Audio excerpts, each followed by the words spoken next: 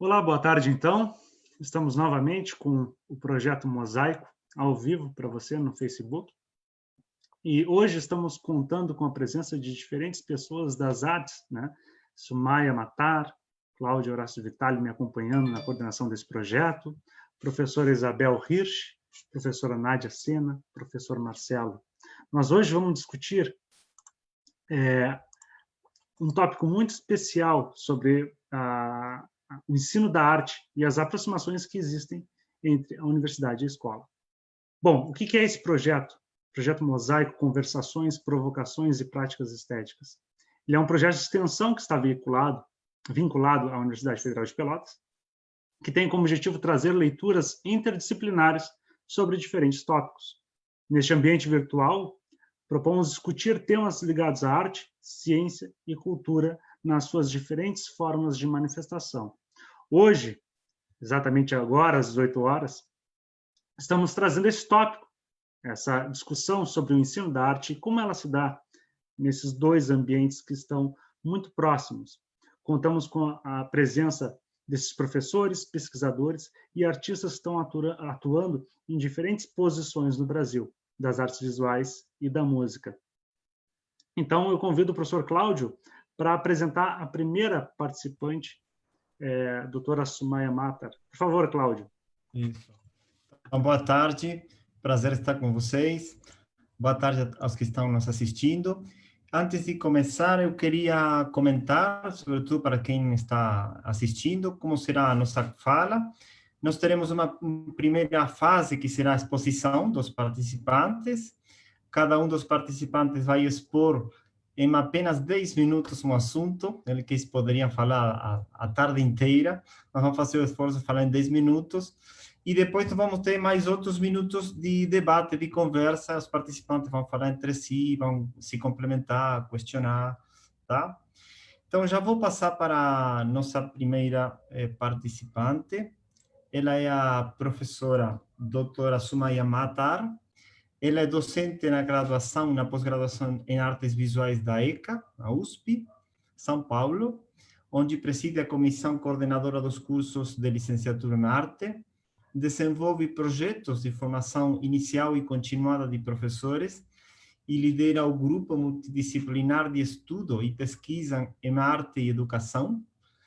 Escreveu vários livros, então, entre eles, sobre arte e educação, entre a oficina artesanal e a sala de aula. Organizou outros livros, entre os quais Arte e Educação, Ressonâncias e Repercussões, a Poética de Shoko Suzuki, e a Lei 11.645/8 nas artes e na educação, perspectivas indígenas e afro-brasileiras. Ela se dedicou a estudar, orientar pesquisas nos seguintes temas: formação docente, processos de registro e documentação, cartografia e práticas de si, história oral, memória e autobiografia, criação didática e artística, pedagogias e fazeres artesanais, metodologias de ensino, arte e educação com crianças, jovens e adolescentes, história do ensino da arte, pedagogias decoloniais e questões étnico-raciais e identitárias na arte e educação. A palavra é sua, querida Sumaya. Boa noite a todos e todas. Agradeço ao professor Helder e ao professor Cláudio pelo convite para estar aqui hoje, para conversar com as professoras Isabel e Nádia e o professor Marcelo e todos vocês que estão assistindo sobre as relações entre ensino de arte, escola e universidade, que é um tema que me acompanha há muito tempo, desde que, ainda como estudante universitária, eu descobri, especialmente durante as experiências no âmbito do estágio supervisionado, que o que eu queria fazer na vida era trabalhar como professora de arte e seguir estudando e pesquisando essa área, que é o que, de fato, acabei fazendo e continuo fazendo. Bom, pelo tempo que nós temos aqui, eu não pretendo falar da minha atuação profissional, nem dos vários projetos que realizei ou que continuo realizando. entre essas várias áreas que nós atuamos na universidade, né, ensino, pesquisa e extensão, voltados à arte na escola e à formação docente, pois não seria possível. Então, eu resolvi trazer para essa nossa conversa, mesmo que muito brevemente, alguns desafios que eu observo que esta área precisa enfrentar na contemporaneidade, em especial no que se refere à arte na escola, e mais ainda na escola pública, mas não só, né? E depois, na discussão, se houver tempo e interesse, nós podemos aprofundar alguns desses tópicos, né? Bom, eu acredito que a principal função da arte na escola consiste em oferecer aos educandos oportunidades para vivenciarem experiências com arte que dialoguem com as suas vidas e o mundo em que vivem, criando uma base consistente para que eles possam dar continuidade a essa prática artístico-cultural ao longo da vida. Essa, a meu ver, é uma tarefa que pressupõe a democratização do acesso aos saberes específicos das várias linguagens artísticas e a integração dos elementos que as compõem, tomando muito cuidado para não haver uma superficialização no trabalho com essas linguagens, né? Portanto, é necessário considerar a complexidade das várias linguagens, entre elas a música, as artes visuais, as artes cênicas e as artes e a dança, né? Bom, acho que é fundamental que o ensino de arte se afaste por completo da ideia de treinamento, uso de cópias e modelos prontos, de expectativas em relação a produtos e resultados, entre outras coisas que ainda estão por aí, né, infelizmente, que denotam uma concepção superficial de arte, além de outros valores que se alinham a uma concepção conteudista ou tecnicista de arte e educação, ainda vigentes. O currículo de arte, nesse sentido, ele desponta, a meu ver, como um elemento central do trabalho do professor, pois é por meio do currículo que se dá a disseminação de ideias, valores, políticas e práticas culturais que exercem grande influência na produção da subjetividade dos estudantes, podendo inclusive contribuir para a afirmação das suas expressões identitárias e culturais. Desse modo, eu acho que o professor, aquilo que ele resolve ensinar e o modo como ele resolve fazê-lo, pode ou não reforçar preconceitos e desigualdades já existentes, ou então contribuir para o reconhecimento, a valorização e o respeito às diferenças. Considero esse um grande desafio no mundo contemporâneo. Bom, a gente sabe que a arte é um fenômeno que independe de classe, credo, etnia, gênero e ideologia, e em nada se relaciona com passatempo, recreação, atividade fútil e inútil, ou a ideia, que também ainda persiste, inclusive entre os professores, de que algumas pessoas nascem com talento ou dom, enquanto outras não os têm. Essas e outras crenças resultantes de preconceito e desconhecimento acerca dos complexos processos que estão envolvidos no fazer artístico contribuem para a subvalorização desse componente no currículo escolar e também acabam servindo para justificar ações de apagamento de outros saberes e formas de expressão, sobretudo de grupos que já são, de um modo geral, excluídos das narrativas sobre arte e sua história, e de espaços tradicionalmente consagrados à alta arte, como museus. Isso, infelizmente, acontece, sobretudo, com as culturas subalternizadas, entre elas as ameríndias e as africanas. Esse é um outro grande desafio. Bom, o conhecimento artístico, isso todos nós que trabalhamos com arte podemos vivenciar essa experiência nas nossas vidas. Sabemos que é importante para que nos percebamos autores das nossas próprias vidas e reconheçamos nossa natureza humana, já que a arte nos aproxima de outras pessoas e também, mesmo, né, que distantes no tempo ou no espaço. Essa aproximação ocorre pela vivência de experiências estéticas e artísticas, por meio das quais podemos apreciar obras de arte, formas de expressão plurais que acompanham os seres humanos desde sempre, em suas aspirações, em suas lutas, em todos os momentos históricos e contextos sociais. A arte nos afasta do ordinário, nos convida a transcender nossa realidade imediata e a vislumbrar outras realidades. Ainda que o ato criativo não seja exclusivo da arte, nem esteja limitado por fronteiras étnico-raciais, econômicas, sociais e de gênero, podendo brotar de forma espontânea em vários domínios da existência humana, enquanto área de conhecimento e forma de compreensão e de intervenção na realidade, ela não prescinde de um trabalho educativo intencionalmente organizado para tal fim, bem como de reais oportunidades para os estudantes compreenderem, apreciarem e produzirem.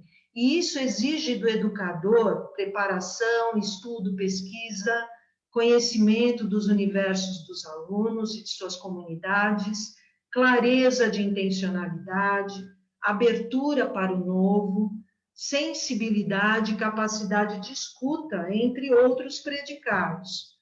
A partir dessa compreensão e de um pouco de tudo isso que eu acabei de falar, eu organizo o trabalho que eu realizo com os futuros professores de arte no âmbito do curso de licenciatura em artes visuais da ECA, USP, especialmente nas disciplinas relacionadas às metodologias de ensino e ao estágio, que se volta especialmente para a escola pública, numa perspectiva criadora, transformadora, crítica.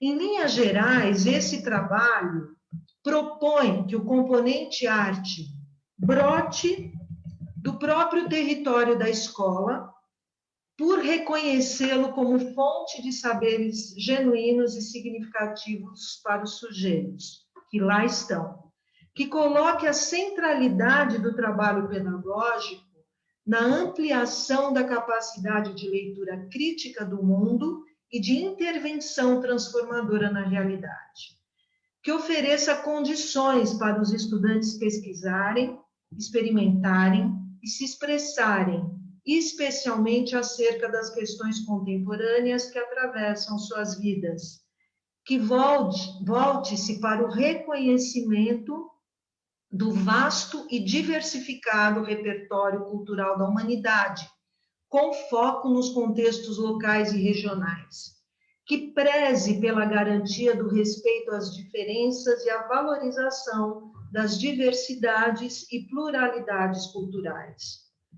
que busque trabalhar com uma abordagem inter- e transdisciplinar para enfrentamento de questões complexas e como estratégia de desenvolvimento do pensamento crítico e reflexivo dos educandos, que proponha intercâmbios entre as linguagens artísticas e entre a arte e demais componentes curriculares, e que paute-se em relações pedagógicas verdadeiramente dialógicas, que prezem pelo respeito, protagonismo e autonomia de educandos e professores, valorizando a participação ativa, crítica e criativa de ambos.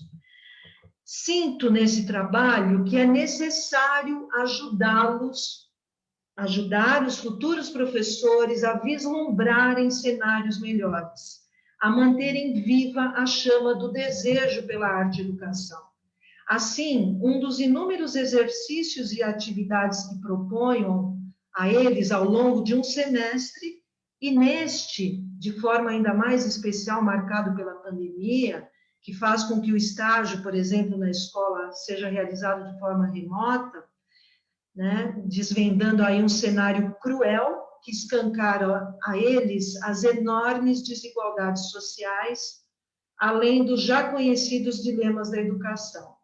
É um exercício em que eu peço que respondam de forma escrita, primeiramente, e depois visualmente, à pergunta: qual a escola dos meus sonhos?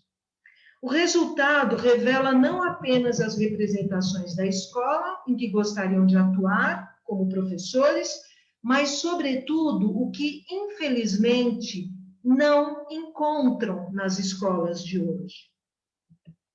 Assim, esses sonhos nada têm de ilusórios. São sonhos muito sérios e não um escape à realidade. São um necessário exercício de ideação, imaginação, um ensaio para a construção de uma outra escola possível, uma estratégia potente para a recuperação da esperança em campo devastado. E também para que eles se preparem para um trabalho que desde já está nas suas mãos. Bom, agradecendo aos estudantes que me autorizaram a mostrar suas produções, gostaria de encerrar esta brevíssima apresentação mostrando duas produções coletivas que eles fizeram a partir de suas produções individuais. São, portanto, duas produções feitas em grupo que sintetizam visualmente seus sonhos individuais. Elas falam por si. Podemos mostrar, Helder.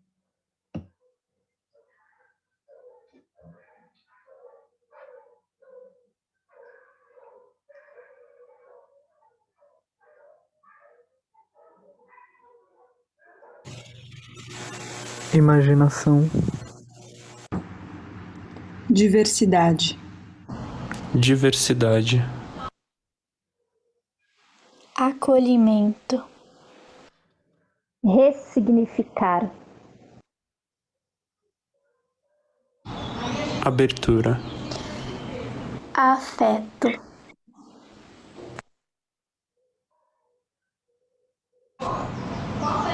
horizontalidade,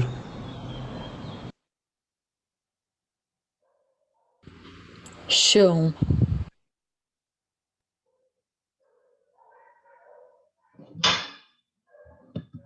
jardim,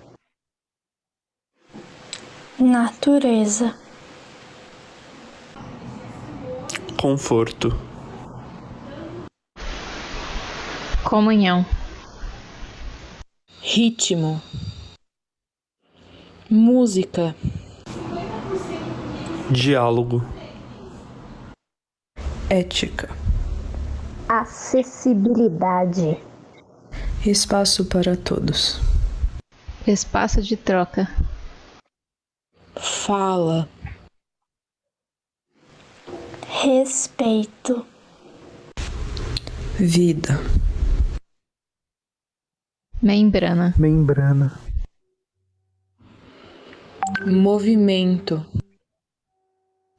sensibilidade, pesquisa, processo, criação, ateliê, prazer, responsabilidade, preservar a integridade, existência, desenho, conexão, pensamento crítico, política,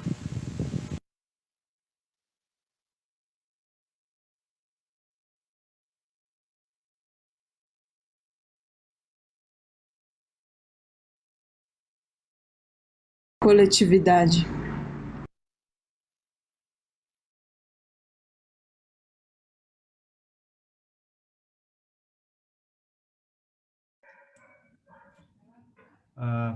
Muito obrigado, professora Sumaya. Muito obrigado. Realmente, bem interessante. A gente vai ter depois para conversa. Tudo isso vai servir para conversar depois, né?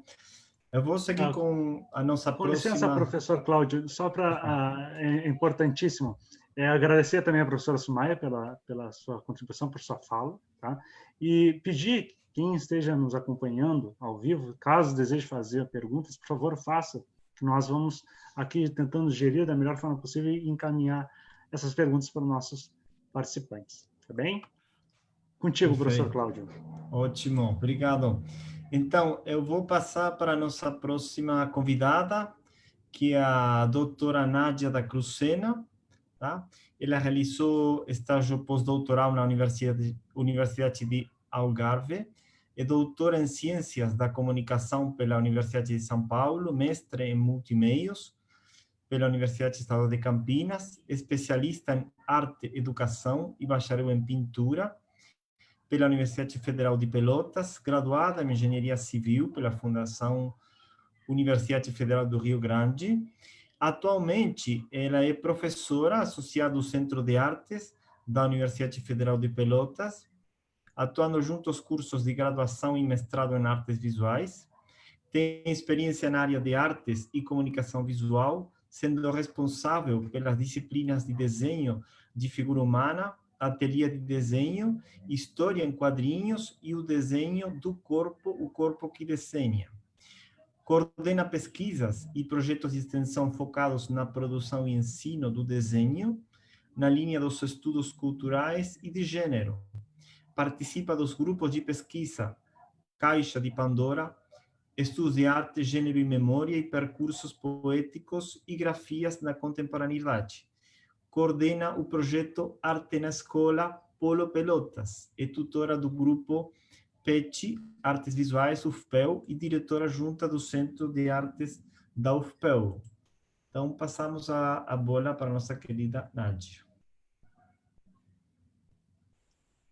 Obrigada, Cláudio, obrigada, Helder, Sumaya, Isabel, Marcelo. Então, prazer estar aqui com vocês. Eu sou uma pessoa, aí, vocês viram pelo currículo, né, que mistura tudo, né, trabalha assim, em várias frentes, com muita gente, adoro trabalhar no coletivo. Vou contar aqui só um pouquinho de uma experiência, muito brevemente, embora seja uma experiência bem longa, que é quase 30 anos à frente do ateliê de desenho de figura humana aqui na Federal de Pelotas, no Centro de Artes. Ainda nem era Centro de Artes quando eu comecei, né? A Isabel sabe, então, que foi minha colega. Bom, então, como estabelecer, né? Então, vou ficar aqui um pouquinho no foco de como a gente consegue levar, né, a universidade para a comunidade, né? Ou como a gente chega na escola. Então, a gente chega, sim, pela extensão, mas a gente também chega pela pesquisa, a gente chega quando a gente faz uma formação que, de fato, ela é transformadora, como a professora Sumaya acabou de dizer, quando ela estabelece um diálogo, e esse diálogo, né, ele cai, ele faz sentido, e aí esse aluno, de fato, se transforma, e ele consegue entender que o papel dele lá, né? Então, não dá para atuar no separado. De fato, é preciso entender que o que a gente faz dentro do ateliê é ensino, é pesquisa, é extensão, tudo junto, sem maiores distinções. E assim, sem... Deixa eu ver aqui a minha cola. Então, eu quero contar uma coisa. Eu sou de um tempo que desenho de figura humana era uma disciplina só para bacharéis, só para os futuros bacharéis. E aqui, então, eu começo a dizer por que eu escolhi falar disso. Porque, vejam, para que essa disciplina, que é baseada no desenho de figura humana a partir da observação do modelo, era alguma coisa só para artistas. E fazer com que essa disciplina fosse conteúdo, né, de formação da etapa básica de futuros licenciandos, isso passa por uma outra concepção de formação. Né? A gente vai ter, de fato, uma preocupação na formação desse futuro professor, licenciado, que entende que ele tem que fruir, que ele tem que produzir, que ele tem que pesquisar, que ele tem que ser reflexivo, crítico. Né? Então, isso já é uma grande transformação estrutural, né? É uma mudança de rumo na formação do futuro professor. E de fato, né, é pensar que esse futuro professor tem que ser artista, professor, pesquisador, e ele tem que passar por tudo isso. Né? E não é assim, agora eu estou na caixinha da extensão, tá? Agora eu estou na pesquisa, agora eu estou na sala de aula. Não, isso acontece muito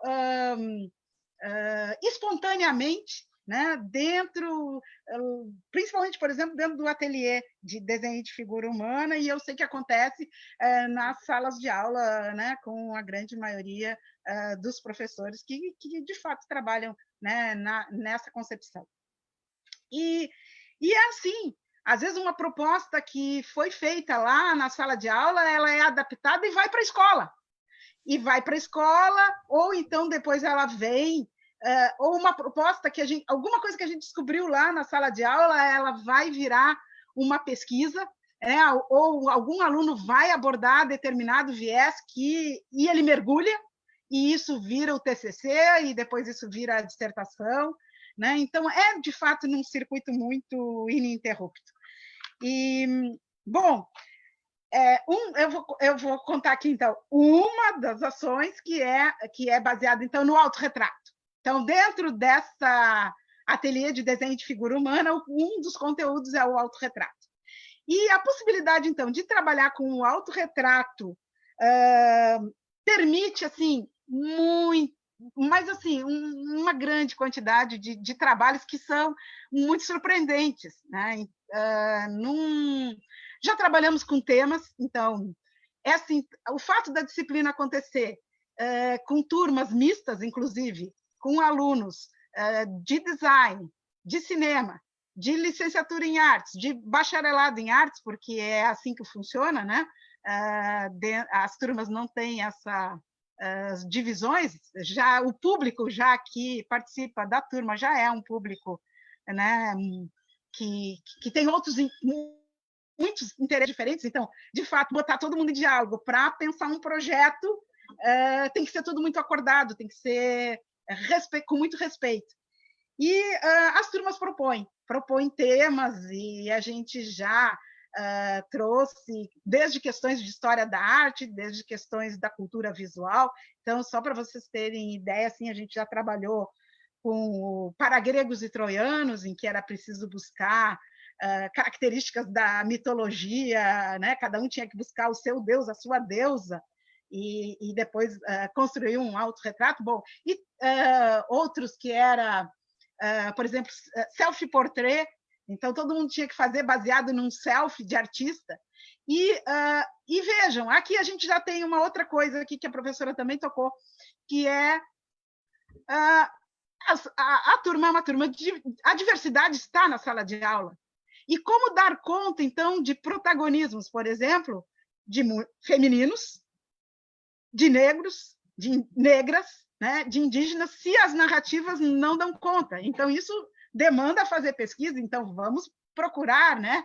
Então, isso já instaura um debate e uma pesquisa dentro da própria sala de aula, né, para buscar. Esse trabalho, então, tocou muito em questões de gênero, né, e de etnias, e de representações e representatividades. E esse trabalho, depois... foi montado, então, uma amostra didática. Eu quase digo, eles não sabem, mas eles fazem duas em uma, porque depois que a gente faz toda aquela parte inicial de desenho de figura humana, centrado no modelo, onde a gente discute os cânones e as transgressões dos cânones com a arte contemporânea, a gente começa um projeto de final de curso que quase demanda um outro, né? Porque, então, envolve fazer o trabalho, montar a exposição, então, né? Às vezes mediar a exposição, às vezes a exposição ganha vai para fora, inclusive do próprio, a gente fazia muito dentro do próprio centro de artes, né, no espaço de mostra didáticas que a gente tem, e às vezes isso é convidado e vai para um outro espaço dentro da cidade, ou para uma outra cidade, até também já nos aconteceu. E então é isso, a gente faz muita coisa, e eu vou então contar aqui só dois momentos que me emocionaram muito, que foi quando uma aluna da licenciatura pega esse e diz, bom, eu vou fazer o estágio, professora, no Alfredo Dubio. O Alfredo Dubio é uma escola especiais para surdos, e ela vai fazer o trabalho do autorretrato com a turma delas, né, de surdos ou de pessoas com baixa audição.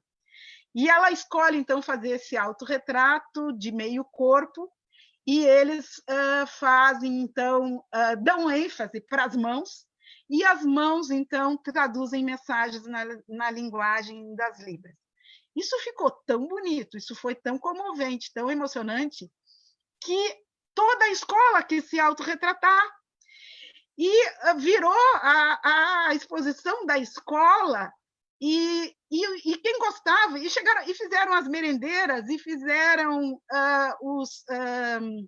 o pessoal do apoio pedagógico, e a diretora, e todo mundo foi retratado na escola. Isso foi assim, olha, só de contar aqui para vocês eu já me arrepio, porque isso foi bonito demais. E eu vou contar, então, uma outra surpresa, que foi quando um aluno aqui, formado por nós, que era da Paraíba, o Valentim, Jailson Valentim, ele fez, então, a formação conosco, participou desse projeto, ele foi muito do Arte na Escola, né, que é o outro projeto que eu trabalho, e o Valentim foi trabalhar com EJA, lá no sertão de Caridó. E lá ele desenvolve o mesmo trabalho do autorretrato com aquela sua turma de EJA, né?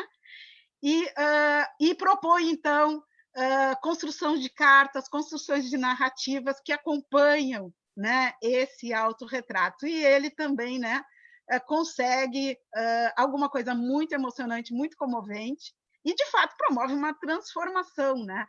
E para minha surpresa, então, o Valentim ganha o Prêmio Arte na Escola com esse trabalho, né, com um rico desse documentário.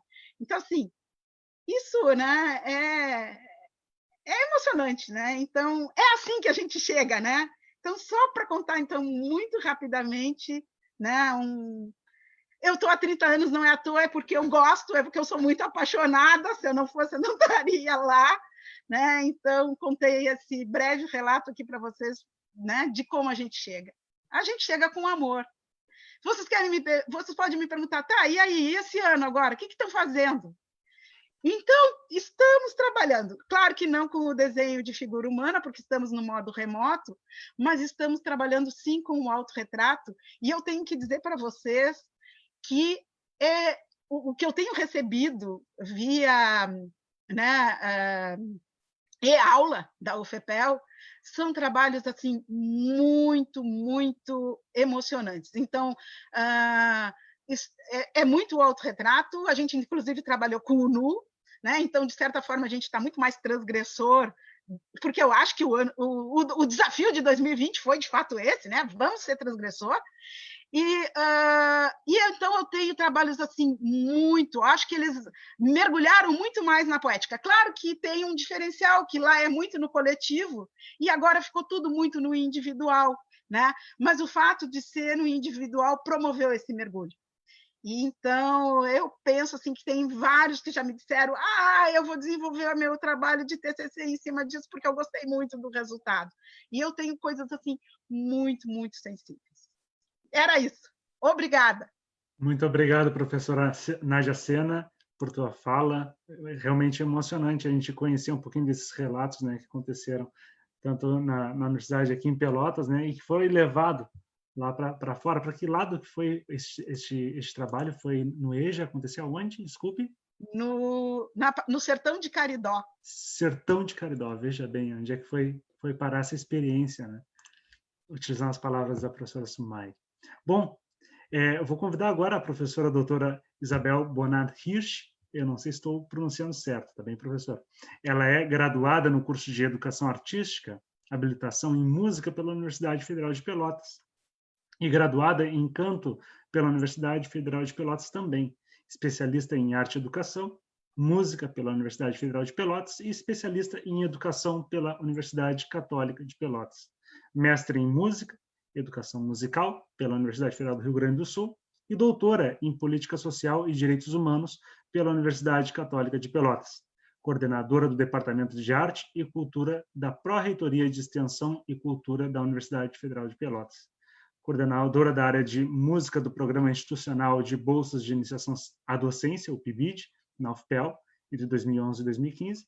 Coordenadora da Câmara de Extensão do Centro de Artes da Universidade Federal de Pelotas, entre 2012 e 2015.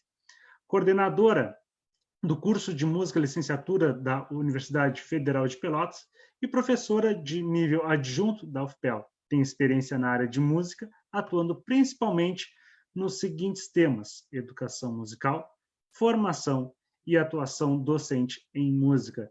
Seja bem-vinda, professora Isabel. Uma boa noite.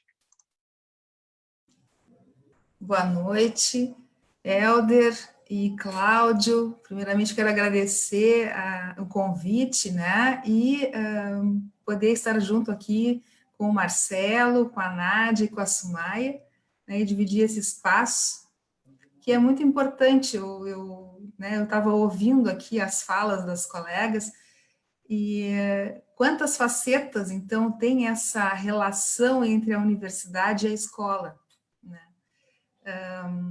Eu vou tentar, talvez, fazer essa conexão com as falas das colegas, porque eu acho que é muito gratificante a gente ver quanta coisa a gente faz, né, dentro da escola e em relação com a universidade, os nossos alunos que serão professores depois nas escolas, né, é isso que a gente busca, né, fazer essa qualificação desses nossos alunos na formação inicial, para que depois eles estejam dentro da escola, né, passando aquilo que lhes foi ensinado e fazer essa multiplicação depois com os alunos deles.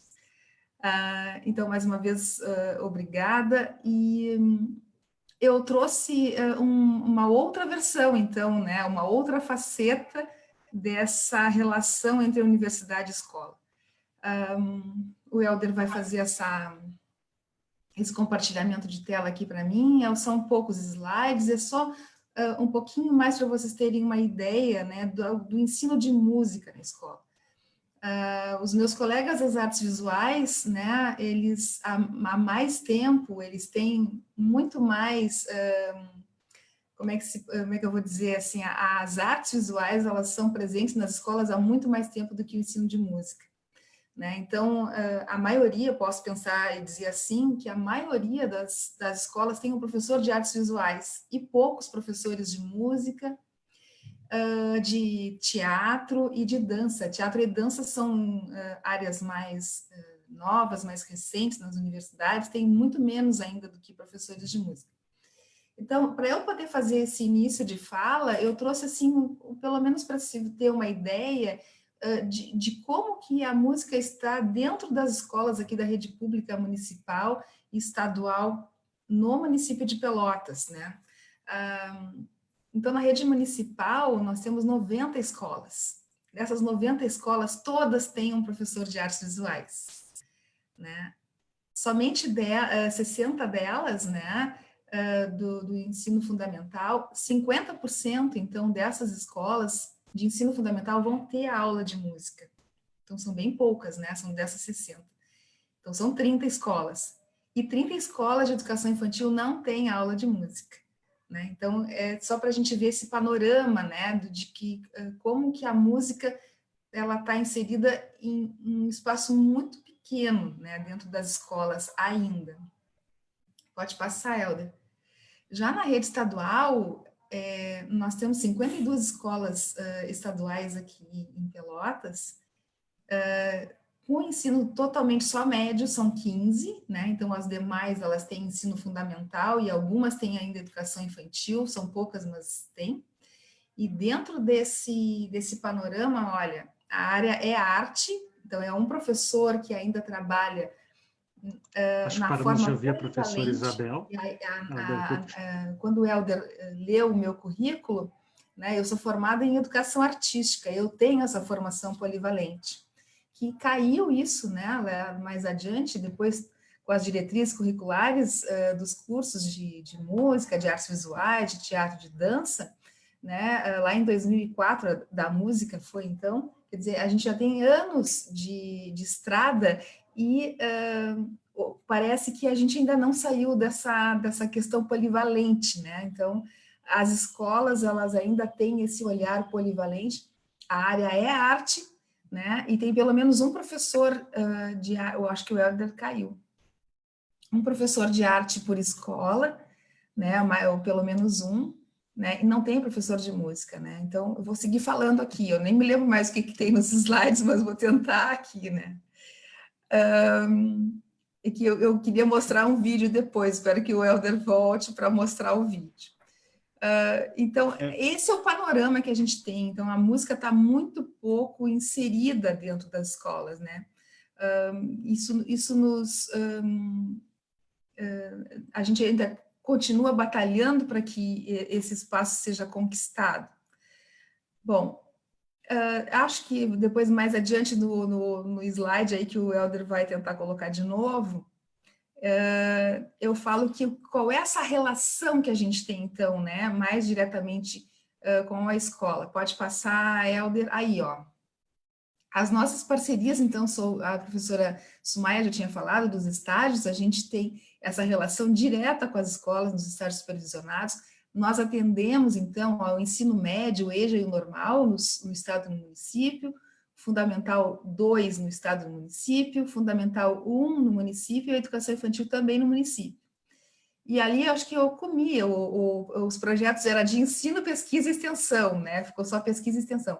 Nós atuamos bastante, então, nessa questão de ensino, também está lá no meu currículo, o PIBID. O PIBID é um projeto de ensino que está dentro das escolas, né? A residência pedagógica também, então essa relação a gente tem muito próxima, muito estreita essa parceria com as escolas, então essa relação da universidade com a escola. Projetos de pesquisa, a professora Nádia também falou, temos muitos projetos de pesquisa também em conjunto com a escola, e a extensão, que a professora Nádia também falou, né? Então, que eu também trouxe essa parte mais prática aqui para vocês poderem conhecer um pouco do nosso trabalho. Pode passar, Helder. Então, eu trouxe 2 projetos, então eu vou falar da minha área, já que a gente tem um tempo muito curto aqui, né, para poder mostrar as atividades que a gente desenvolve. Eu trouxe 2 projetos que eu desenvolvo com adolescentes e pré-adolescentes, que se chama Fazendo um Som. Para cada grupo, a gente faz projeto Fazendo um Som com pontinhos. Então, a gente tem esse aí, que é o Fazendo um Som com a orquestra, né? Então, a gente faz som com vários grupos. Esse aqui, especificamente, que eu estou trazendo. Então, são alunos do curso de licenciatura em música, que vai trabalhar com adolescentes e pré-adolescentes, através de oficinas, né? O que a gente está fazendo? Isso está funcionando, está acontecendo nesse semestre remoto. Então, as oficinas, elas visam contribuir com os estudos dos alunos vinculados à orquestra estudantil da Escola do Areal, que são alunos da escola que tocam, é uma orquestra. Pelotas também tem uma orquestra municipal, então são muito próximos, né? Eles estudam juntos. E nós oferecemos oficinas de teoria musical, de técnica vocal, só um pouquinho, Helder, violão, de piano, contrabaixo e de tecnologias, porque no final de tudo eles estão fazendo esses estudos, os nossos alunos estão ajudando na construção do saber desses alunos, e as tecnologias depois vão fazer uma música em conjunto, esses alunos vão tocar juntos, né, de forma remota, né? E os alunos também vão fazer a parte tecnológica lá de gravação e divulgação desse trabalho. Então, nós utilizamos várias plataformas com atividades síncronas e assíncronas, né? Então, não gostaríamos de estar nesse momento, né, nessa condição, mas estamos conseguindo desenvolver esse projeto. E o próximo projeto é o FOSEM, que é a Formação Continuada em Educação Musical. Também são alunos do curso de licenciatura em música que trabalham. O público são professoras de educação infantil e anos iniciais do ensino fundamental. Então, nós trabalhamos diretamente, né, trabalhamos diretamente com as professoras das escolas, né? Então, a gente faz essa relação muito próxima, né? A gente não faz só uma qualificação teórica, a gente faz uma coisa muito prática, porque a gente coloca essas professoras para trabalharem de forma muito prática, com oficinas de musicalização, que a gente tem a 1 e a 2. A 1, a gente musicaliza esses professores, né?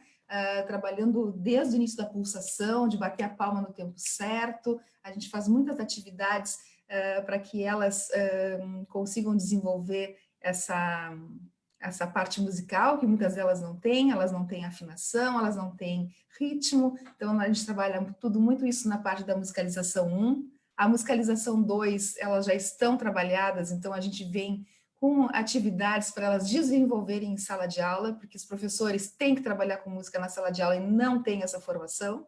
Não é só o professor de arte, que tem nas escolas de artes visuais, por exemplo, que não tem essa formação, o professor da pedagogia também não tem, então a gente faz esse trabalho de musicalização.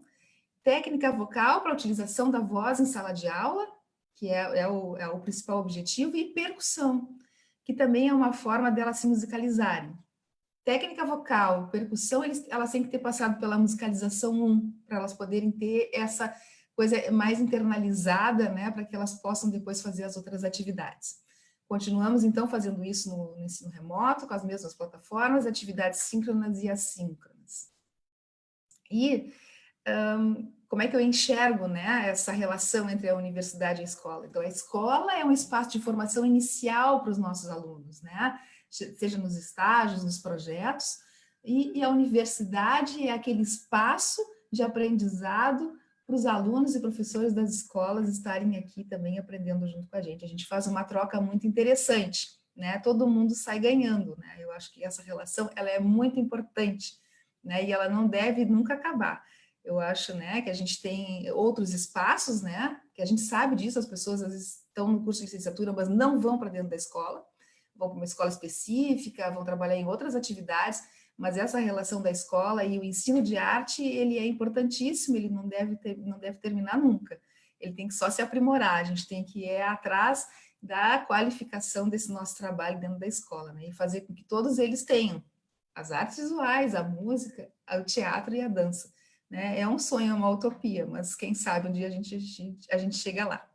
E, para terminar, vou pedir para o Helder colocar o vídeo do FOSEM da parte de percussão, para vocês verem o resultado do trabalho que a gente está fazendo com as professoras.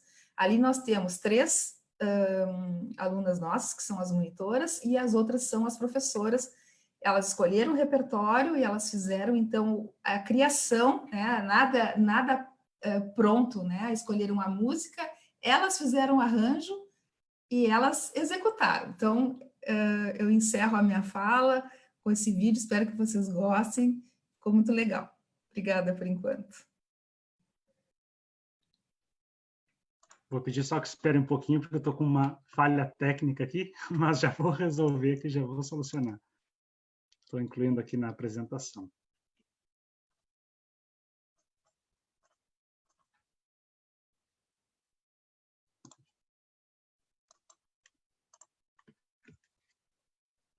Eu sinto que um beijo falta me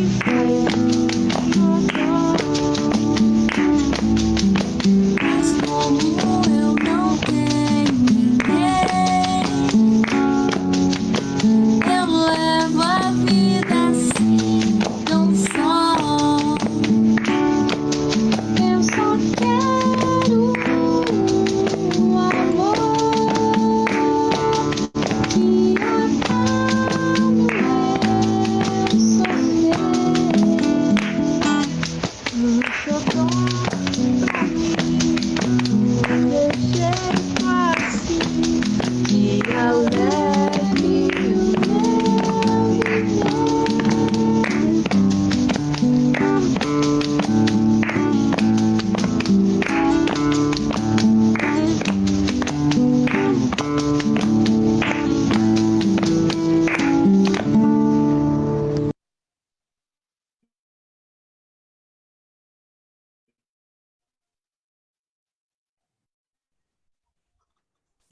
Era isso, então. Obrigada. Que rico projeto, professora Isabel. Os parabéns que estão sempre contemplados com a apresentação. Mas isso é os alunos, né? Bom, sim.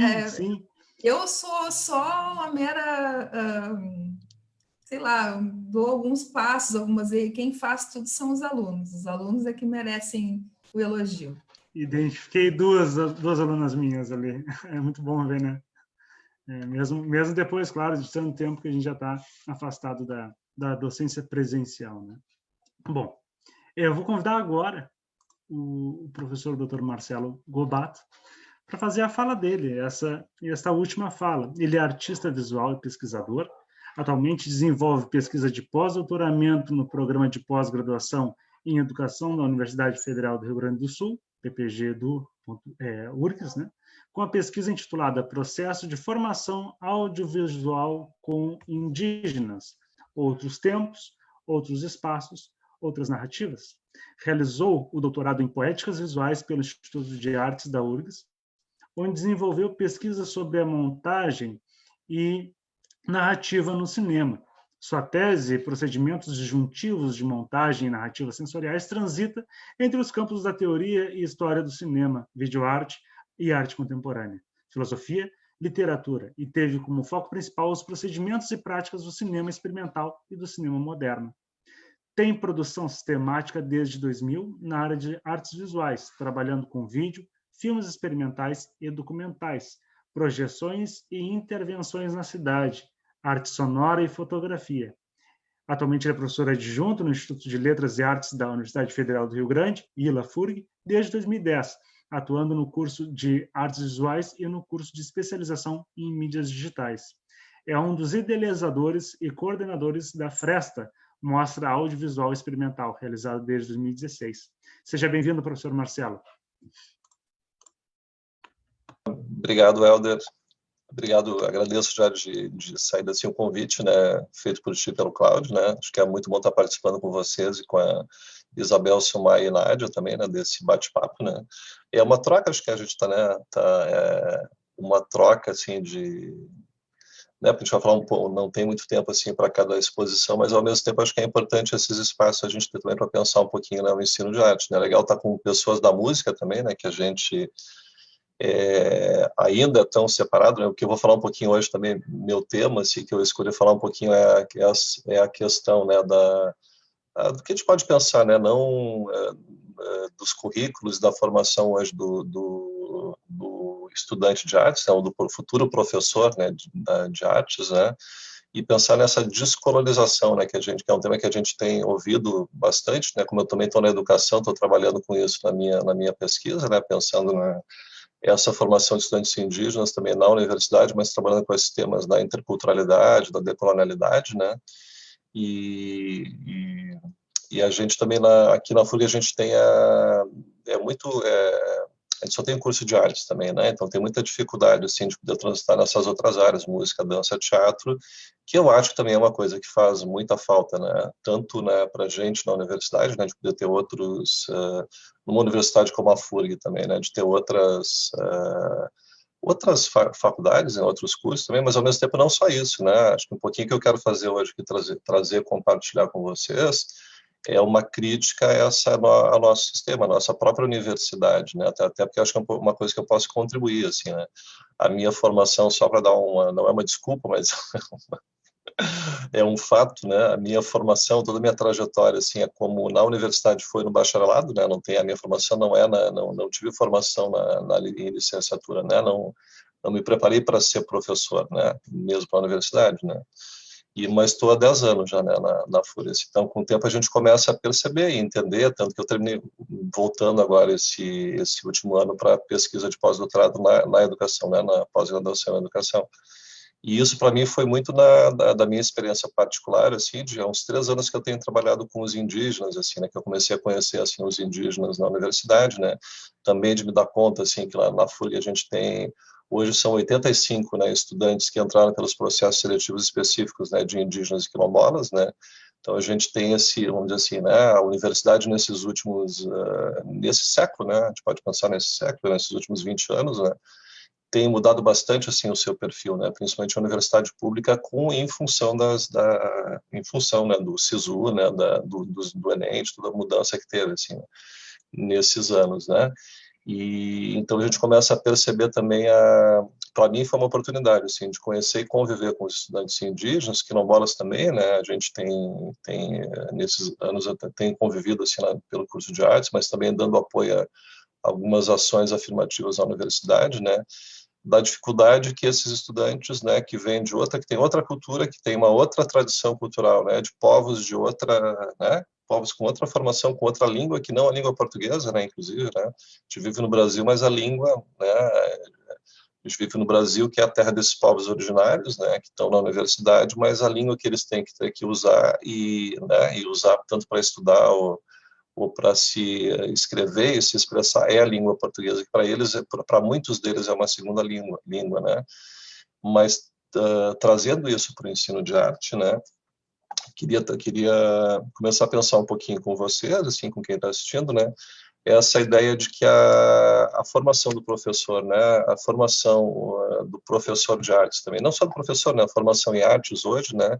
Eu acho que a questão de incluir nos currículos, né, os conteúdos, né, de arte afro-brasileira, arte africana e arte indígena são urgentes, assim, né? Claro que a gente tem vários cursos, né, que já estão nesse processo, né, até em função das licenciaturas, em primeiro lugar, né, em função da lei de 2015, né, que começa a mudar a base comum, né, dos cursos de licenciatura, mas ao mesmo tempo a gente percebeu o quanto que isso ainda é insuficiente, né, a gente precisa criar essas disciplinas, trabalhar com esses conteúdos, né, e nesse sentido eu trago acho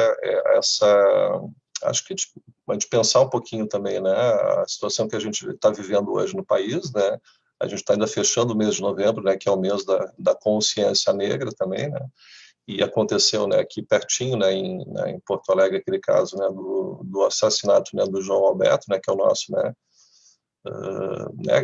que trouxe, acho que essas manifestações desde a semana passada, né, e mostrou assim o quanto que a gente tem que avançar enquanto sociedade nessa luta antirracista, né. Então, assim, acho que na universidade, nos cursos de artes, né, o nosso papel também é pensar um pouco nisso, né, o quanto ou como é que a gente pode contribuir para essa luta antirracista, né.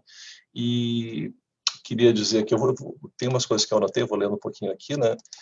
Então, a gente tem essas leis, né, que também, voltando um pouquinho nessa ideia, né, que nos anos 2000 a gente teve vários avanços, né, que foram, né, acho que nesse período que a gente vai ter no MEC, né, tanto o Tarso Genro como depois o Haddad, né, como ministros da Educação, né, em 2013 a Lei 10.639, né, que trabalha que obriga, né, torna obrigatório o ensino de arte afro-brasileira e africana, e depois a lei de 2008, que é a Lei 10...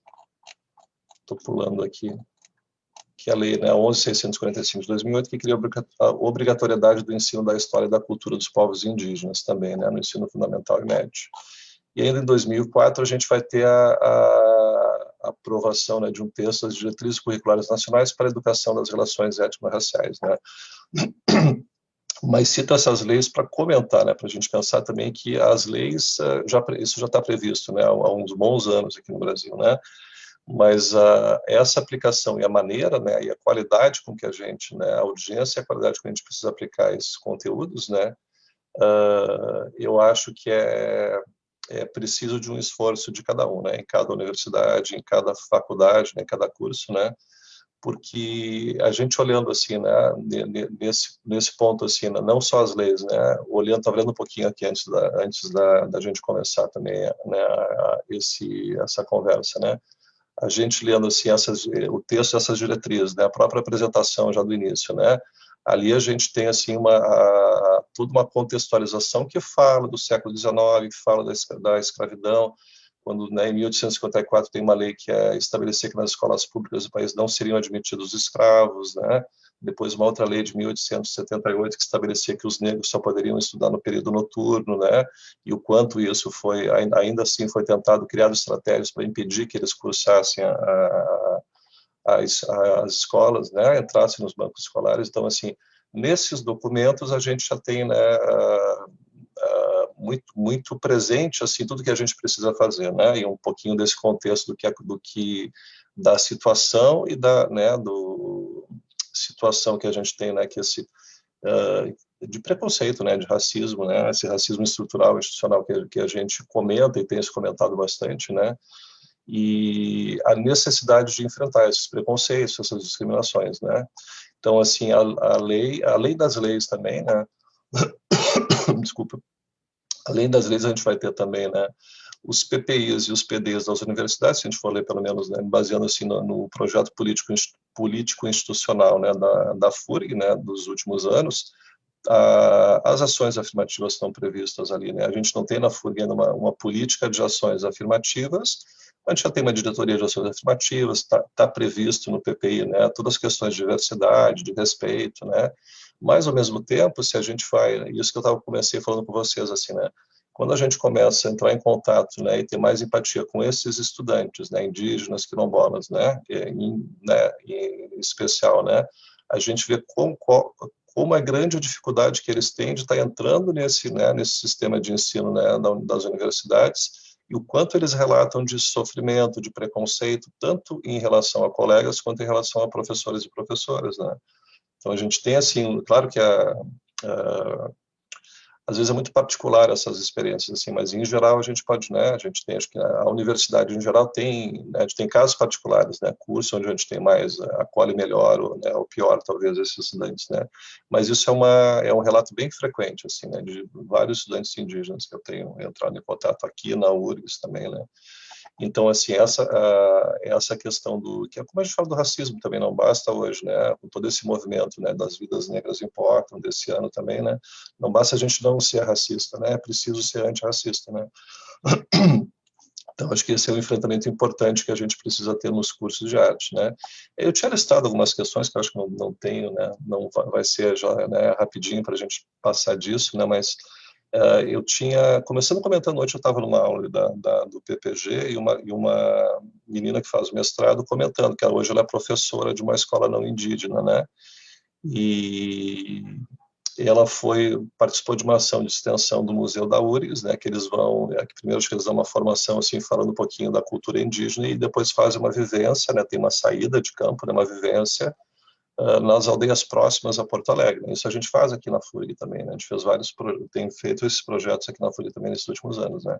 Mas o relato dela, o interessante é que ela fala que a partir dessa experiência também muda completamente o ponto de vista dela em relação à educação, em relação ao ensino. Ela termina indo trabalhar numa escola indígena, né, nesses últimos anos agora, e termina voltando para a universidade para pesquisar essa questão, né, da educação indígena também, né, da educação escolar indígena, né. Então, assim, o que eu fiquei pensando nisso também, né, então, também por esses relatos que a gente ouve também, assim, nessas experiências de... Eu tenho um projeto também que eu participo, né, que a gente criou junto com o coletivo de estudantes indígenas da FURG, né, desde o ano passado, que é o Raízes Indígenas, e a gente tem feito nesses últimos 2 anos, né, pelo menos, né, todo ano uma viagem a alguma aldeia. A gente faz algumas viagens às aldeias, os aldeamentos que tem aqui em Rio Grande, né, a gente tinha em Petrolina, tem aqui no Cassino também, mas a gente fez 2 viagens já para Pinhalzinho, que é ali no norte do estado, né, perto de Planalto, daqui de ônibus é umas 10 horas de Rio Grande até lá, né, 9, 10 horas. E a gente fez 2 vivências, né, um grupo que foi nas 2 com professores, estudantes, né, do curso de artes, de outros cursos também, né, e o relato deles também, né, depois que vivenciam, né, a gente fez uma visita ano passado também para a festa do Moçambique ali em Osório, né, que era dentro de um projeto que a gente chama também de extensão, que é de uma outra professora, que é o Encontro de Saberes, né. E o quanto que essas experiências, né, de estar vivenciando, assim, e isso é ficar um fim de semana, né, de terminar ficando um fim de semana, né, acampados, né, nesses lugares, assim, o quanto que essa experiência, essa vivência, claro que a gente tem uma programação, tem algumas conversas também, para não ser só, né, um passeio, né, mudam o dia a dia deles na universidade, o dia a dia e a relação deles com esses estudantes indígenas que estão na universidade, assim, né. Então, assim, falo isso porque, assim, o quanto que é importante, assim, a gente colocar, né, para esses estudantes dentro das disciplinas, né, deles começarem a poder se verem, né,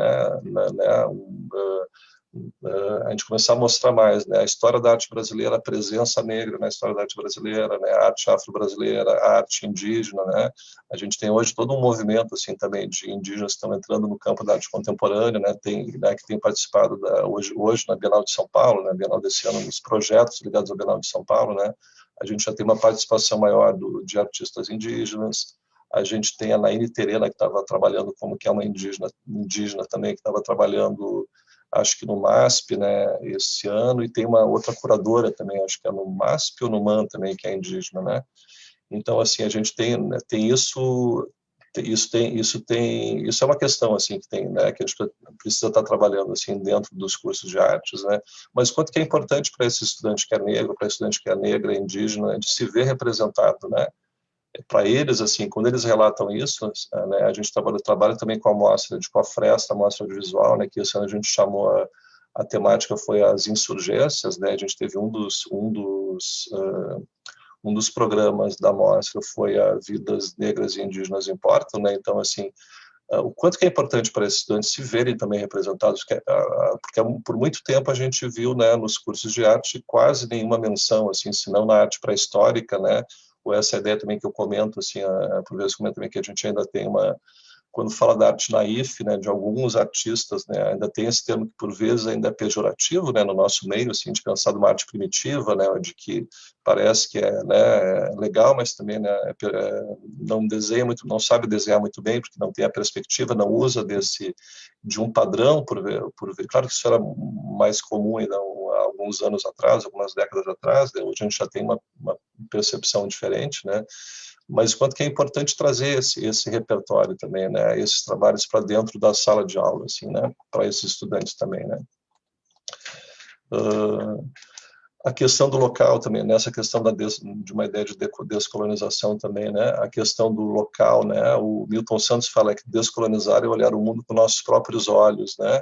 Então, acho que a gente tem que ter um pouquinho esse pensamento também como professor, como estudante, né, de buscar também, né, afirmar, né, no nosso espaço, né, com os estudantes, assim, do ensino de arte, na escola também, o que é local, né, os artistas locais, a arte local, né, tudo que é produzido, assim, essa cultura local, né, a gente poder trazer, né, por vezes na própria base nacional curricular, a gente tem uma tendência a universalizar, a nacionalizar e trazer temas que são como se não tivesse um estudante, né, do Acre de Roraima não tem outro contexto, outra realidade do que é um estudante aqui do sul do Brasil, né? Então, claro, coisas que podem ser comuns, que nos unem, mas também muita coisa que a gente não dá conta desse aspecto local também, né?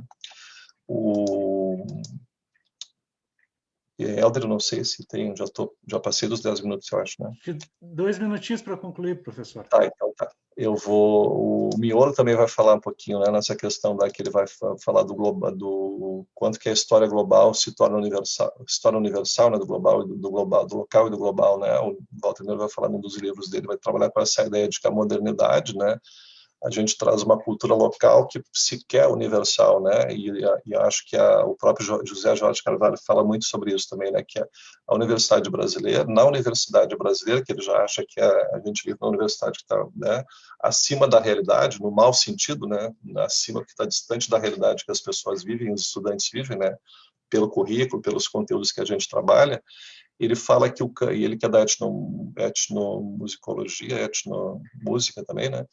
Que o campo da arte é o campo mais eurocêntrico que a gente tem na universidade, né? E eu acho que isso a gente tem que pensar bastante também, né? Porque a nossa formação, né? A nossa formação em geral é muito eurocêntrica, é muito centrada nessas percepções, teorias, uma história da arte que valoriza demais e deixa de lado muita coisa, né? Que não só em um repertório, né? Que é trazer um artista negro, mas esse artista negro, esse artista africano traz outra cultura, traz outros valores, traz outras questões que por vezes a gente não tem também, né? Mas nas nossas práticas também, né? Acho que também só para ir encerrando assim, né? Acho que a gente pensar nas nossas práticas de ensino, de pesquisa, o quanto que a gente precisa ainda também, ou pode ainda começar a mudar, né?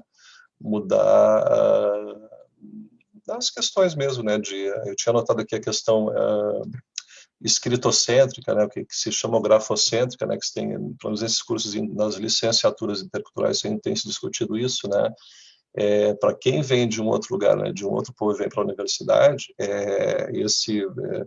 essa maneira de trabalhar só com a escrita e a leitura, né, que de um certo modo desvaloriza, não dá o mesmo valor, né, para as culturas orais ou para a história oral, para esse aprendizado, né, é outra coisa que a gente pode ir pensando também, né. Mas acho que para começo de conversa é um pouco isso, né, acho que a gente pode ir conversando também, né, aqui do bate-papo, né. Isso. Muitíssimo obrigado, professor Marcelo. Eu queria aproveitar o gancho aí dessa última fala e deixar uma pergunta, uma coisa que eu fui me perguntando, que todos claramente tocaram no assunto. E eu, assim, gostaria que a gente falasse mais um pouco sobre a questão do currículo. Em que medida o ensino na universidade, na formação de professores, inclui no seu currículo, no seu conteúdo, a realidade dos alunos de escola. E aí depois, evidentemente, teríamos outra questão que qual é essa escola? Porque escola pública, escola privada, evidentemente sabemos que as realidades da escola pública são muito diferentes da escola privada. Aí tem todo um processo histórico também, né, que tem acontecido, porque me parece que a escola privada também tem uma data de início mais recente, né? A escola pública foi primeiro e depois nasce a escola privada. Não sei, deixo aberta uma questão para vocês responderem, complementarem, trazerem questões. Por favor, quem quiser se manifestar, fique à vontade.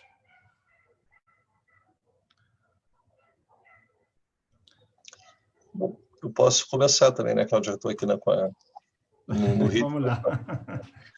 Eu acho que a questão dos conteúdos curriculares de um certo modo, é complexa, assim, né? Porque a gente tem, né, vamos dizer assim, a lei, né, a Base Nacional Curricular das Artes, para a formação dos que regula os cursos de artes, né? Ela é muito, muito boa, vamos dizer assim, tem vários conteúdos, a própria questão da realidade local está prevista ali, né?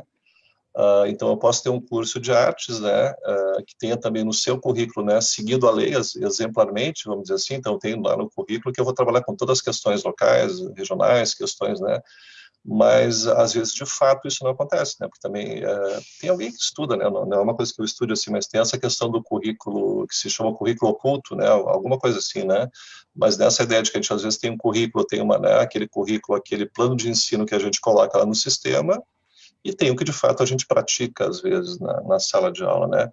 Então, eu sempre fico pensando assim, claro, acho que eu defendo, né, que a gente inclua, né, esses conteúdos, né, de arte afro-brasileira, indígena, no currículo oficial dos cursos, assim, né? Mas, ao mesmo tempo, a gente tem essa liberdade como professor, assim, né? Não só a liberdade, que a responsabilidade de poder incluir certos conteúdos, independente do que está ali formalizado, né? Então, eu sempre acho que a gente tem que levantar essas questões, mas tem também eu acho que por vezes também na escola, eu acho que esses movimentos, né, que é a aproximação entre professores, professoras, a coordenação do curso, né, vamos dizer assim, né, quando a gente tem isso em mente, a gente consegue aos pouquinhos ir mudando isso, né. Eu poderia falar um pouco também. Com a palavra, Isabel. Sim, desculpa. É que ela levantou. Não quer falar, Sumaia? Pode falar? Não, imagina, pode falar, Isabel. Bom, então eu vou falar um pouquinho sobre o currículo do curso de música e sobre o currículo da escola, tá? É porque eu tô sempre envolvida com a escola, né? Embora agora não, mas a gente acaba se envolvendo muito na função dos estágios, né? Mas no currículo do curso de música, licenciatura, inclusive a gente ainda está em processo de arrumação de PPC, a gente vive numa arrumação de PPC, né? Mas aqueles ditos temas transversais, não é esse nome, mas é como se fossem os temas transversais, né? Que a gente tem que trabalhar com essa legislação, então, que vai falar da cultura afro, indígena, quilombola, pessoas com deficiência, né? Então, são vários itens desses aí que nós temos que agregar dentro do curso. De que forma isso é feito, então, dentro do currículo, né? Vai para dentro das disciplinas em formato de repertório, né? Principalmente de repertório, a gente trabalha muito isso, né? Vinculado ao repertório musical, né? porque a gente tem que fazer ele transversalizar, a gente, né, não é um conteúdo obrigatório da disciplina, né, ela está ali permeando, né, a música dentro desse processo, e é onde mais se concentra na parte do repertório. Isso em diversas disciplinas, então a gente tem várias disciplinas dentro do curso, na área de percussão, na área de regência, na área de coral, na teoria musical, a gente tem várias disciplinas, então, que acabam trabalhando nessa perspectiva. Já na escola, né, estou fazendo de uma forma um apanhado muito geral aqui, né? Na escola, qual é a diferença que a gente tem das artes visuais? Artes visuais tem lá desde o início até o final, até o ensino médio, né? Geralmente tem, aqui tem, pelo menos até o primeiro ano do ensino médio. A música, como eu falei ali na minha fala, né, mostrei para vocês, são poucas as escolas que têm.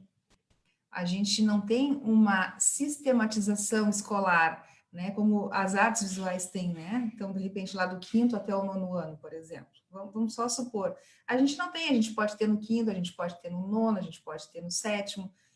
Então, a gente não tem, não existe essa sequência, né, de conteúdos a serem desenvolvidos curricularmente. Muitas escolas, às vezes, não têm currículo de música. Se algumas tiverem essa sequência de anos, né, do 5º até o 9º, que bom, né, mas a maioria não tem. Então, às vezes, essa relação ela é bem complicada, porque quando a gente chega lá, às vezes, dependendo da escola, nem currículo tem, quer dizer, o PPC na escola, às vezes, não consta, né, conteúdo musical. Então, é bem complicado para a gente na área da música. Professora Sumaia, te interrompi, mas agora abra o seu microfone. Sinta-se à vontade, por favor. Sim, eu não achei aqui onde que levanta a mão, mas vamos lá, né? Bom, eu acho que o Marcelo tocou em questões importantíssimas que dizem respeito às demandas que essas duas leis, né, acabaram colocando para a universidade. E não só, todas essas ações afirmativas, as ações afirmativas, as cotas, por exemplo, né? Então, nós temos visto, pelo menos aqui no nosso departamento de artes plásticas, uma mudança de cenário, né, entre os estudantes. Nós temos mais estudantes de escolas públicas, um pouco mais estudantes afrodescendentes, e até onde eu sei, nenhum estudante indígena, pelo menos no nosso curso. Mas essa mudança, que pelo menos eu observo muito de perto no curso de artes visuais, evidentemente ela está acontecendo na universidade inteira, em outros cursos também, e em outras universidades. Então, isso já cria para nós uma exigência mesmo de rever os nossos currículos, quer dizer, os próprios estudantes exigem isso, o que eu acho muito bom, né? Então, eles começam a trazer essas questões que são fundamentais nas suas iniciações científicas, nas suas teses, nos seus doutoramentos, nos planos de aula que eles propõem para as escolas em que eles vão estagiar, nos trabalhos poéticos deles também. Quer dizer, a gente começa a observar um movimento que nós não podemos ficar alheios a isso e fingir que não estamos vendo. Então, isso, eu acho que, assim, cria para todos nós uma possibilidade de transformação mesmo da universidade, sem exagero. Quer dizer, se nós realmente formos levar a sério, e devemos levar a sério, as questões identitárias, as questões de gênero, as questões de classe que estão colocadas hoje, elas são antigas, mas elas aparecem hoje com muito mais força para a gente, exatamente por conta das ações afirmativas, dos movimentos sociais, né, de todo esse movimento que existe na sociedade. Então, eu vejo com muito bons olhos essa possibilidade de criar algo novo, uma universidade nova.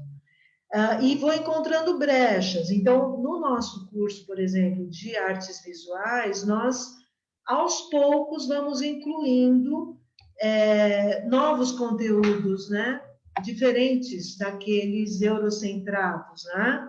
Diferentes, enfim, numa perspectiva hegemônica e de arte, de cultura e de educação. Um exemplo, por exemplo, né, é uma disciplina de História do Ensino da Arte no Brasil, que de 2018 para cá, eu fiz uma grande transformação nessa disciplina, buscando trabalhar com a metodologia da história oral, né? Quer dizer, os estudantes fazem entrevistas com pessoas usando a metodologia da história oral, que, assim como o Marcelo mencionou, né, acaba valorizando o conhecimento oral e a oralidade como processo de conhecimento. Então, eles entrevistam mestres griots, eles entrevistam mestres de capoeira, eles entrevistam educadores que estão trabalhando com essas temáticas, né?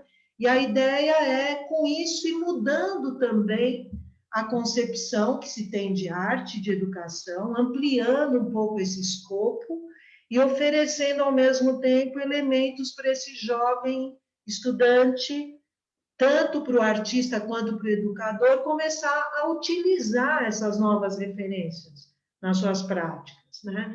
Mas é um trabalho de formiguinha, mas que vale muito a pena. Eu já observo resultados aí nas próprias posturas dos estudantes e naquilo que eles estão propondo para as escolas. Então, o currículo da escola vai mudar quando esse professor também se der conta, né? Que ele tem que... o que ele faz na escola precisa ter uma ressonância direta com a realidade socioeconômica, cultural, né, dos estudantes. Então, entender o currículo não como essa coisa engessada, como se entende, né, como algo que eu vou lá, pego e, pum, uso. Não. Currículo, Paulo Freire já nos ensinou isso há muito tempo, o currículo nasce dos contextos geopolíticos ali, né? Então, a gente precisa ter educadores preparados para isso, para lidar com, enfim, com essa complexidade. Não é nem um pouco simples, né? Trabalhar com arte. Será simples se a gente for com uma perspectiva tecnicista, mas trabalhar com essa ideia de que a arte é um instrumento de transformação, de intervenção e de formação humana é complicado. Acabasses por responder a pergunta que eu ia lhe fazer, professora, que é essa diferenciação que você levantou na sua primeira fala entre arte e treinamento, né? Agora você contemplou a resposta que eu tanto queria. Não vou fazer mais a pergunta. Mas eu vou deixar, antes de passar a palavra para o professor Marcelo, eu gostaria de fazer duas considerações, né? Primeira, da Sônia Maria Alves, que disse que teve o prazer de receber os estagiários. Ela disse enquanto nós estávamos mostrando os projetos, tanto enquanto a professora Nádia falava dos projetos dela e da professora Isabel, né? Então, ela trouxe essa experiência que ela acolheu, né? E um segundo comentário é referente a uma proposta, uma pergunta da Carol Viviana, para nós todos, professores. Professores, analisando o momento atual que estamos passando, em que a escola e a sala de aula estão dentro de nossas casas, de que maneira vocês acham que esses projetos que incentivam a escola e os alunos a trabalharem em parceria com a universidade possa ser realizado em tempos de pandemia? Gostaria de elogiar a fala de todos, mas em especial da professora Nádia, que emocionou ao ouvir falar com tanto carinho dos alunos. Então, está aqui o comentário da Carolina Viviana. Alguém gostaria de fazer um comentário a respeito da pergunta? Vou agradecer o comentário da Carol. Vou dizer que é difícil, E por que é difícil mesmo? É difícil atuar em tempos de pandemia, inclusive com os alunos da graduação, não é fácil, porque, de fato, o que a gente se dá conta é que tem mesmo essa desigualdade, ela atravessa, né? Não, aliás, há muito tempo, eu fiz uma pesquisa com a professora Luciana Leitão, a professora Isabel, agora ela já é aposentada, a professora Isabel Iris conhece, e a gente fez uma pesquisa na época e a gente se deu conta que os alunos de artes não eram a elite universitária do tipo, os alunos de artes são os que têm grana, né? Assim dizendo em bom português. Né? A gente constatou que dentro do Centro de Artes, que na época ainda nem era Instituto de Artes e Design, os alunos de design, de fato, tinham uma situação financeira um pouco mais favorável, não que fossem, né? Mas os alunos de artes, de um modo geral, eram alunos com muito poucos recursos. Inclusive, isso nos fez ir atrás de programas já, deixa eu dizer isso, que é no início dos anos 2000, não é nem agora, nessa época em que a gente precisa, de fato, ir buscar os recursos para que esses alunos, porque não adianta ter uma política de cota que permite o aluno entrar, se depois ele não vai ter grana para comprar o instrumento, não vai poder comprar os materiais de desenho, não vai, né? Então, tem que sim. E agora, aliás, quero elogiar, porque eu penso que a universidade conseguiu fazer uma coisa muito legal esse ano, que foi, pegou todo esse dinheiro que ia ser gasto em diárias e passagens, e que não foi, porque não tinha como se locomover, e transformou isso em... conseguiu, né, mudar a rubrica, que isso é uma coisa muito complicada, para que revertesse em auxílio para que os alunos comprassem equipamentos para poder acompanhar as aulas. Eu achei isso bacanérrimo, né? E eu acho que é aí, Carol, a dificuldade de, em tempos de pandemia, chegar lá na escola. Eu penso que a maior dificuldade, o entrave da educação, nesse momento, principalmente na escola pública, é essa. Os alunos, os professores, ninguém tem recurso. Né? Eles não têm uma internet. Olha, eu já mudei 2 vezes de internet, tá? Aqui para poder... e não foi só eu tenho certeza que muitos professores tiveram que fazer isso, porque, né? E eu sei da dificuldade dos professores de música, porque a gente, usando esses recursos aqui que estão acessíveis, eles, de fato, são de qualidade baixíssima. Né? Então, eu já ouvi relatos aqui dos colegas da música da dificuldade, né, de trabalhar com música, porque a qualidade é péssima, né? Não se entende.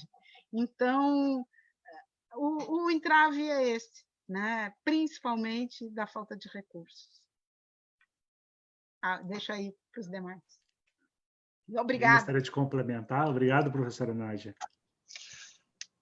Eu ia comentar, mas acho que fugindo um pouquinho da pergunta, até estava pensando um pouquinho no que a Sumaia falou antes também, né, que eu fico pensando assim, nesses tempos de pandemia, né, nesses tempos de crise que a gente tem vivido também, com tanta coisa, que foi um ano bem difícil, assim, né, mas ao mesmo tempo, assim, para mim fica mais evidente o quanto que é importante o ensino de arte, né, para essa sociedade, vamos dizer assim, né, o quanto que isso também nessa, vamos dizer assim, toda essa crise que a gente vem passando, né, na sociedade inteira, assim, né, eu acho que ainda a gente tem um espaço nos cursos de artes, em geral, na música, cinema, né, a gente tem coisas, a gente está mais próximo, né, como no campo das humanas, dessa formação integral, que é uma coisa que a gente defende na universidade, né, a gente não quer uma formação só profissional, né, também uma formação profissional, claro, né, mas, assim, essa formação integral de quem está ali, de um cidadão, de quem tem esse direito de ter essa formação, né. E eu acho também essas questões, para mim, assim, mesmo na pesquisa, por exemplo, assim, na pesquisa, eu fiz a pesquisa em poéticas, né, então acho que as metodologias, né, que a gente termina usando, ou a cartografia também, nas pesquisas no campo da arte, tem também uma abertura, mas a gente já tem uma abertura, vamos dizer assim, né, são mais transversais, né, a nossa visão é mais transversal, né, a gente começa a dialogar com os outros campos, né, da, sei lá, psicologia, história, sociologia, isso cada vez mais na arte contemporânea, eu acho, no mundo contemporâneo, mas na arte contemporânea também a gente tem essa transversalidade, né, então acho que infelizmente, né, tem, né, a gente está, como a Isabel estava falando assim, da música não tem espaço, mas a gente fosse pelo, né, naquele pacote do Temer ainda, né, que era o espanhol e as artes, a gente está ali, né, a gente está na mira, né, desses gestores, né, desses governos, né. Mas queria dizer também que assim achei os projetos, né, da NAD, acho que a NAD tem essa coisa que é importante que a Carol comentou assim, que é a empatia, né, que também isso acho que também a gente tem que, né, mais importante essa empatia, acho que para ser educador e professor, do que daqui a pouquinho outra, né, rigidez, disciplina, né, mas essa empatia que a gente tem com o outro, com os estudantes, né, os projetos da SUMAI, que a SUMAI fala também, acho que né, a gente, na FURG também, a gente mudou o nosso perfil de estudantes, né, são outros estudantes, acho que eles nos demandam também essa mudança, assim, né, o projeto da Isabel também, que né, acho que a música é muito extensionista, né, essa coisa de estar trabalhando nas escolas, né, acho que as artes também têm uma vocação para extensão já em geral, assim, né, então um pouco isso, né. Eu queria fazer um comentário sobre a questão do trabalho com arte na pandemia. É assim, eu sempre comento, nessa semana, inclusive eu comentei com várias pessoas, puxa vida, 8 meses atrás a gente achava impossível fazer qualquer coisa remotamente, né? E, surpreendentemente, eu vejo os estudantes, esses mesmos que fizeram esse exercício aí, a escola dos meus sonhos, criando propostas e ministrando, inclusive, microaulas para eles próprios remotamente. São propostas que eles vão fazer na escola, né? Ou remotamente ou presencialmente. Assim, indo contra todas as possibilidades, na verdade, né? Que a gente, enfim, achava que seria absolutamente impossível, criando propostas, inclusive para trabalho com corpo, com desenho, com audiovisual, com animação, com música e etc. Então, eu acho que isso é o que nós temos, assim, de muito rico nas nossas mãos, que é exatamente a natureza criadora do trabalho com a arte. Quer dizer, quando isso de verdade não se perde, a gente consegue superar as adversidades, né? Então, eu penso que trabalhar nessa perspectiva, na formação de professores, nessa perspectiva de criação também, quer dizer, para que eles entendam que trabalhar com ensino de arte é também um trabalho de criação, né? Tão desafiador quanto o trabalho artístico e tão prazeroso quanto. Então, eu acho que aí sim as dificuldades começam a ser superadas, né? Eu acho que eu queria dar essa resposta para a Carol, que perguntou, né? Que eu acho que é possível, sim, sem, com isso, né, dizer que eu sou a favor do ensino remoto. Não sou, né? Porque aí acho que a gente já cai numa outra coisa, mas sim, vamos fazer aquilo que é possível dentro das nossas condições, né? E acho que é isso que nos dá alegria, porque senão, para quê, né?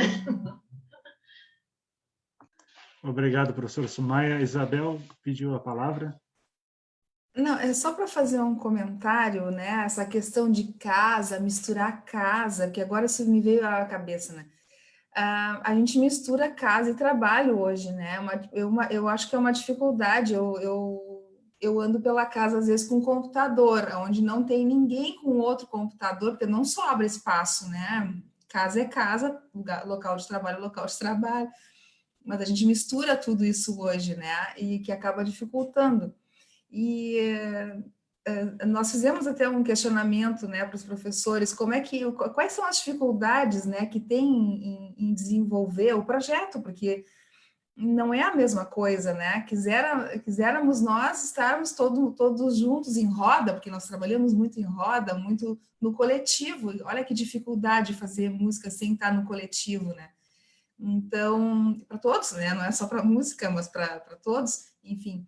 Mas uma das pessoas que participam do projeto disse que se fosse presencial, ela não poderia participar. Então, que no formato remoto oportunizou, né, que ela pudesse ter esse acesso. E outras falaram o seguinte: eu não estou sozinha em casa, então quando eu vejo a minha família toda está fazendo as atividades junto comigo. Então isso é bacana também, né? A família está junto. Mas a gente não tem muita escolha, eu penso, né? A gente está vivendo nesse tempo caótico aí, mas a gente tem que tirar o lado positivo, né? Então é isso, tem que buscar o lado positivo, esquecer o lado ruim, né? Então, eu acho que tem todas essas possibilidades aí e a gente tem que aprender a conviver e tirar o melhor dessa experiência. Era só para contribuir aí. Obrigado, professora. Eu gostaria muito de colocar também, né, inclusive uma coisa que a professora Sumaya havia colocado, né, que é da necessidade de desmistificar essa história de talento, essa história de dom, né, ao que abraça o ensino da arte, ao que abraça a aprendizagem, né, principalmente não tanto o ensino, mas a aprendizagem. Então, quando a pessoa tem uma certa facilidade de aprendizagem naquele tipo de conteúdo, você diz que ele tem um talento, que ele tem um dom. Mas, às vezes, as coisas não funcionam assim. A gente tem que começar a olhar um pouquinho mais para as condicionantes que exercem uma força sobre essa aprendizagem, né? E, claro, hoje temos, neste momento de pandemia, uma outra força que está sendo exercida tanto pelos profissionais que estão ensinando, né, quanto pelos alunos. Que, claro, aí surgem limitações, surgem benefícios, surgem uma série de particularidades que têm seus prós e seus contras. Agora, com relação ao mito do ensino da arte, com relação ao mito da aprendizagem também, verifico que isso é uma situação muito estranha e que nos coloca, enquanto artistas, em separação de outras áreas que poderiam estar muito mais próximas, né? Então, se pudéssemos, vias de fato, exercer de forma, usando até a palavra que a professora Isabel colocou, né, de forma utópica ainda assim, né, mas tentando de uma forma ou de outra trazer para a nossa realidade essa desmistificação, né, e começarmos a trabalhar um tanto mais próximos das outras áreas, nossa, estaríamos aí sim fazendo um caminho integrador, né, com áreas que a gente a priori acha bem distante da nossa, né? Bem distante da nossa. Acho que esse é o caminho de pensar coletivamente o que é a universidade, o que é a nossa sociedade, né? De que forma elas podem andar de mãos dadas, integradas. Eu não sei se o professor Cláudio pode contribuir, gostaria de contribuir com alguma coisa. Na verdade, bom, tantas questões, muito interessante tudo. Muito obrigado, gente. Eu, na verdade, fiquei nesses últimos minutos grudado nessa ideia da importância da arte, do ensino, ou seja, qual é a importância que isso tem?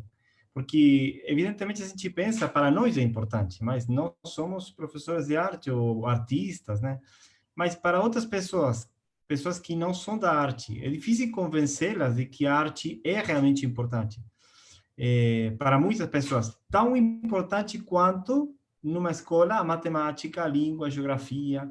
E se a gente perguntar para, provavelmente, nosso vizinho, salvo que nosso vizinho seja um artista, e perguntar se é mais importante ensinar matemática, língua, ou artes ou música, ele provavelmente vai dizer, não, artes poderia não estar, não tem tanta importância porque é diversão, ou seja, eu só ligar a televisão e assistir uma coisa e pronto, acabou. Mas vamos concordar que é muito do que está todos os dias que a gente ouve, mais ou menos isso, né? Como a gente convence o outro pessoal, as outras pessoas, que a arte realmente tem uma importância. Eu tenho filhos pequenos e eu vejo a importância que a arte tem, né? Mas, bom, eles vivem com isso desde que são crianças. E nessa questão eu fiquei pensando, sobretudo nos estágios iniciais, que eu acho que, ao meu ver, é muito importante a arte. E gostei muito do que a professora Isabel contou nesse sentido, é que não tem uma continuidade na música, por exemplo, né?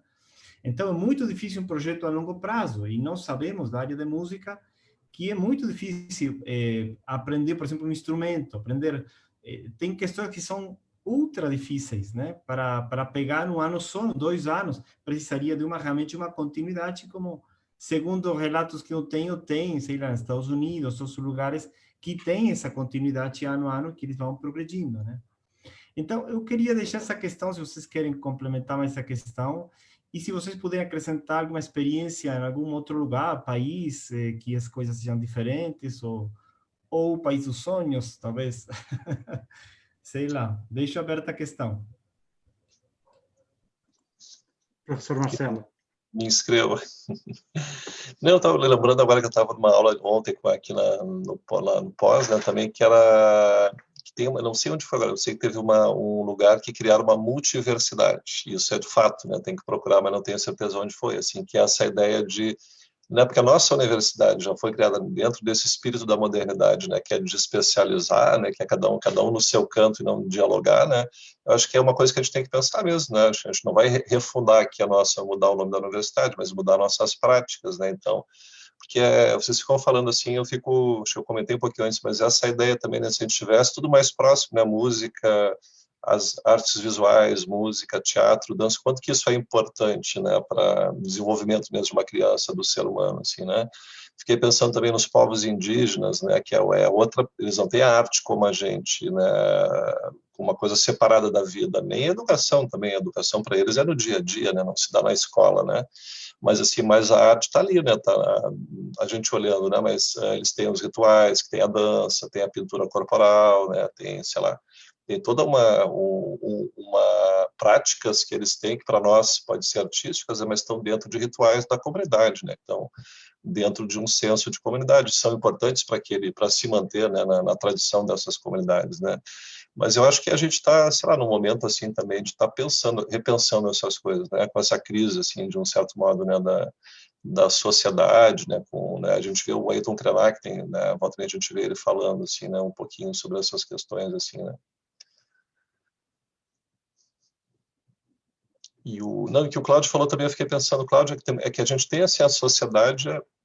Acho que isso também é da modernidade, né, do capitalismo, né? Tem vários autores que vão criticar essa questão do trabalho, o próprio Marx, assim, né, para quem é mais marxiano, né? A gente vive uma sociedade que parece que o trabalho né, vive para o trabalho, né? Diferente, por exemplo, dos povos indígenas, né? Então a gente vive uma sociedade com uma mentalidade produtivista que o trabalho é como se fosse a coisa mais importante, não precisa ser, né, a gente, né, isso, né, a gente tem outras civilizações que tem uma outra ideia de trabalho, né, da vida e do trabalho, né, e isso que acho que a Isabel fala também, às vezes, acho que a gente está caminhando para por um lado, né, do jeito que as coisas estão indo, que a gente trabalhando em casa, a gente trabalha 24 horas por dia, né, corre esse risco ainda, né, ao invés de diminuir, de trabalhar menos, né. Eu gostaria de fazer a leitura de um comentário da Sônia Maria Alves, né, que apresentou aqui que é professora do 2º ano do ensino fundamental. Com aulas no Meet, as mães disseram que também estão aprendendo, né? Então, não há um direcionamento específico para quem frequenta aquele espaço em si, né? É um direcionamento muito mais pulverizado, né? O alcance é bem mais longínquo, né? Agora, riam as pessoas que partilharam comigo o ensino médio, o ensino fundamental, podem estar me ouvindo agora falar, juntamente com esses professores que tanto nos abrilhantam com a sua fala. Sim, eu, enquanto padrasto, né, fui obrigado a ensinar matemática, né, nesse tempo de pandemia. Ou seja, você veja bem, eu ensinando matemática, não é possível, certo? Então, claro, a gente vai se desdobrando.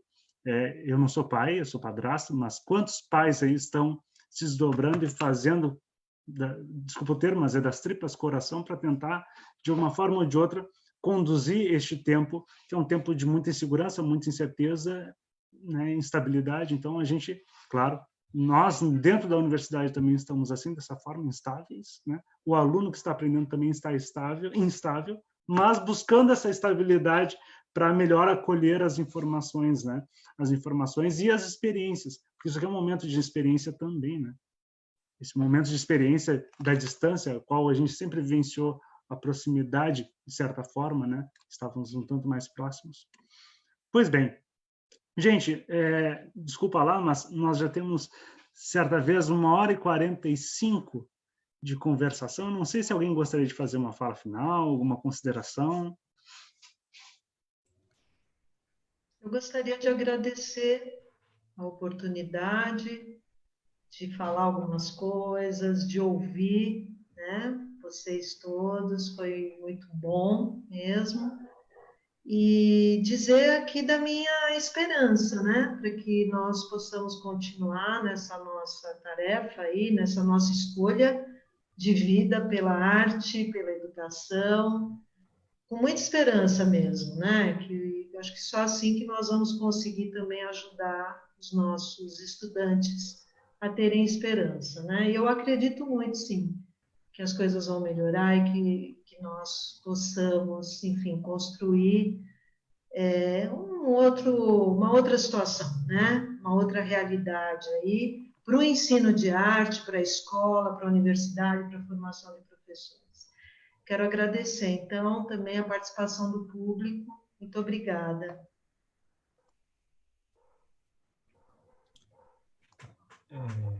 Alguém mais? Eu também vou agradecer.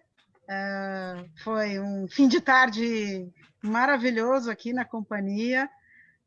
Me emocionei aqui contando as coisas, adorei ouvir vocês e saber, né, como lá na música um pouco diferente, né, e nós das artes temos uma outra realidade, mas a gente chega porque a gente acredita e a gente também é muito esperançosa e queremos sim, que acredito que vai mudar. E a gente conseguiu, né? A gente foi resistente, né? Como eu disse, 2020, o ano do desafio, o ano da transgressão, e a gente não teria sobrevivido sem arte, eu não tenho dúvida. Era isso. Boa noite. Bom, eu gostaria de agradecer também, mais uma vez, o convite, a parceria, né? Eu acho que é importante a gente ter várias cabeças aqui conversando e falando, o público que nos assiste também. É muito bom a gente poder expressar o que a gente sente. A arte é isso, né? A gente expressa o que a gente pensa, o que a gente sente, a identidade da gente. É muito legal tudo isso, assim.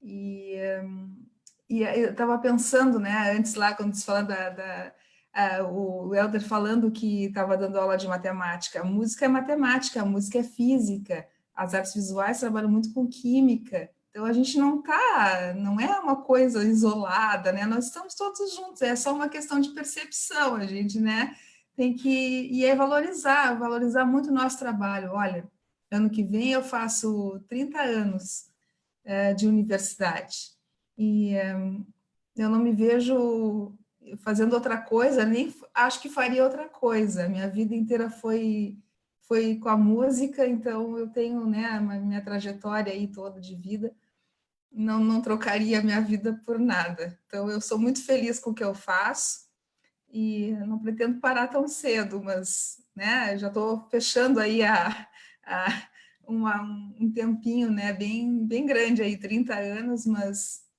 trabalhar muito mais com música do que isso, né? 30 anos só dentro da universidade. Mas não trocaria por mais nada mesmo. Um abraço para todos aí, vocês. Muito obrigada mais uma vez. Gente, só agradecer a vocês, né, a companhia de vocês. Foi ótimo também a conversa e boa noite a todos e todas. Bom, pessoal, por favor, Cláudio. Antes de encerrar, querido, eu queria agradecer a todos, gente, muitíssimo obrigado. Foi muito legal. Evidentemente ficaram coisas, né? A gente fica com a cabeça com muita coisa, ideias, mas o tempo é limitado. E foi ótimo. E obrigado, e tomara a situação melhore, né? A situação da universidade, da escola, a escola pública. Eu fiquei com uma questão para conversar, mas vai ficar para a próxima, em relação às escolas públicas e privadas, mas esse seria um tema bastante amplo também. Mas tomara tudo melhore, né? Muitíssimo obrigado, gente. Deixa eu encerrar, Helder. Então, pessoal que nos acompanhou pelo Facebook, muito obrigado pela presença de vocês aqui nesse projeto Mosaico, que contempla conversações, provocações e práticas estéticas. Nós estamos muito gratos de você ter nos acompanhado ao longo de 1 hora e 50 minutos, né? A contemplar a escuta da fala da professora Nádia, Isabel Hirsch, professora Sumaya Matar, professor Marcelo Gobato e mediado por mim, Helder Oliveira e Cláudio Horácio Vitali. Então, vamos ter uma nova edição de Projeto Mosaico, uma terceira, e acreditamos que seja a última edição deste ano, né?